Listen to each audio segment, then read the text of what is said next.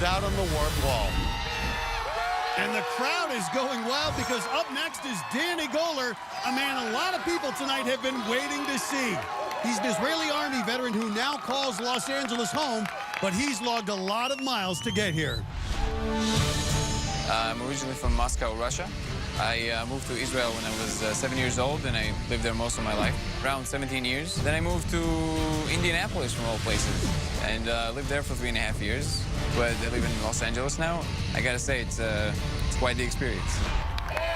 Well, Danny has no shortage of supporters out here tonight. A number of his friends are part of a group he plays beach volleyball with every Sunday. I think they're trying to spell Danny with their shirts. I have a feeling that D-A-N-N-Y is going to spell victory tonight. A little low on the steps there. But he made it. If he went down there, his big crowd would have been big-time disappointed. Well, mounting the spinning wheel now. Get the feet in. That's right. His friend Sarah has got it right. Locking those feet in is the key to success here. Leaning his body weight to the left side to maintain control, but picking up speed. Crashes into the pads, but he's safe and moving on, and his cheering section couldn't be happier. Now facing the slack ladder. You can see he's really sizing up his approach. And he's going right across the rungs, keeping his balance, and he's through. That was textbook right there. That's how the slack ladder should be done. Fellow ninjas better take note. Goler, no stranger to leaps or flips, an avid parkour enthusiast for the last 4 years. This is a guy who knows athletics, actually got a degree in physical training when he lived in Israel, not to mention serving 3 years in the Israeli Army. Matt, the cargo net is a walk in the park for this guy. I'm sure he climbed up and down plenty of them in his military training. Because the cargo net gives so much, it can be very taxing on the upper body. Goler, though, imploring the crowd to cheer him on even louder, and the crowd responding.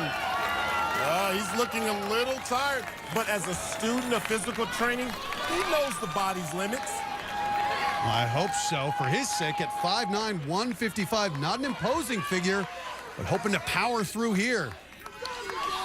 Now on to the pegboard. This is the greatest test of upper body strength this course has to offer. If he can make it through this, I feel good about his chances at the warped wall.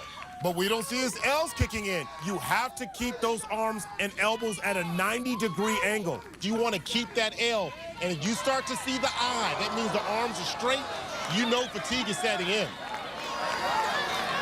Well, trains parkour and bar training every day. And you can see, though, having trouble placing those pegs. Arms absolutely burning.